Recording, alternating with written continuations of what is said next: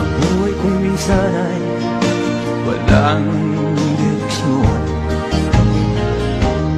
Tila kay lupit-lupit nitong panahon.